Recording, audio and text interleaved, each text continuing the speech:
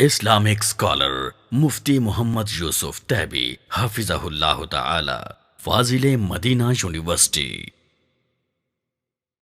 سارا معاشرہ اگر دین کا عالم بن جاتا ہے اور وہ معیشت کے حساب سے کافروں کے غلام ہو جاتے ہیں تو ان کے دین کا علم کا کیا فائدہ ہوگا؟ اگر سارا معاشرہ معیشت کا علم سیکھ لیتا ہے، دین کا علم سیکھ لیتا ہے اور عسکریت ان کو نہیں آتی، انہوں نے دشمن کے مقابلے کی تیاری نہیں کی اور دشمن ان پر قابو پا کر ان کو غلام بنا لیتا ہے، تو ان کی معیشت کس کام کی اور ان کے دین کا علم کس کام کی؟ اس لیے آج جتنا دین معاشرے میں نظر آتا ہے اس کے پیچھے علماء ہیں، مدارس ہیں، انہوں نے بے سر و سامانی کے ساتھ کسی حکومتی کفالت کے بغیر تنگی برداشت کر کے، تکلیفیں برداشت کر کے ادارے قائم کیے، اپنے پاؤں پہ کھڑے ہوئے اور لوگوں کے دین کو بچانے کا کسی حد تک انتظام کیا۔ اس کے مقابلے میں جنہوں نے معیشت سیکھنی تھی انہوں نے محنت نہیں کی، آج ملک معیشت کے حساب سے غلام بن چکا ہے۔ کبھی مسلمان کافر پر غلبہ حاصل کرتا اور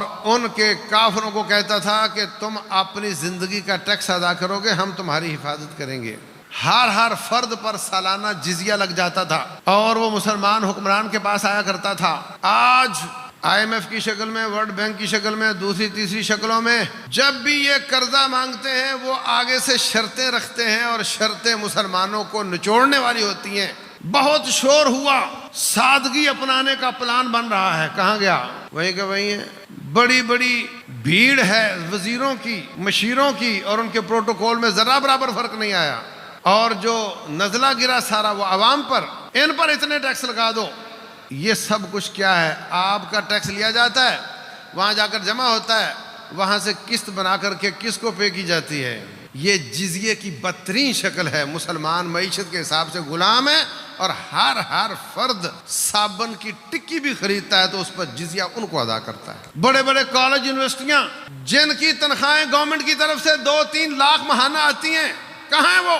انہوں نے قوم کو معیشت کے حساب سے آزاد کیوں نہیں کیا؟ ملک میں کوئی ایسے مدارس ہیں جن کی جو خالص دین پڑھاتے ہوں اور ان کی 2-3 لاکھ تنخواہیں گورنمنٹ نے لگائی ہوئی ہوں، یہ بیچارے 25-30 ہزار پہ گزارا کر کے دین بچانے کی محنت کرتے ہیں۔ اور بڑی بڑی یونیورسٹیاں اور کالج جن کے کروڑوں کے بجٹ حکومت پے کرتی ہے، انہوں نے اپنے میدانوں میں کیا کام کیا ہے جو ان کے میدان تھے؟ آج اگر چائنا اپنی مصنوعات پاکستان کے لیے بند کر دے تو کیا بنے گا؟ کہاں کھڑے ہوگے؟ ہم ان کے محتاج بن چکے ہیں، آپ سروائیو نہیں کر سکو گے اگر وہ اپنی مصنوعات بند کر دیتا ہے تو۔ ہمارے میکینیکل والے کدھر گئے؟ ہمارے الیکٹرانک والے کدھر گئے؟ ہمارے الیکٹریکل والے کدھر گئے؟ سارے کے سارے کروڑوں خربوں کے بجٹ کھاتے ہیں اور ملک اپنے اپنے میدان میں کافروں کا محتاج ہو چکا ہے۔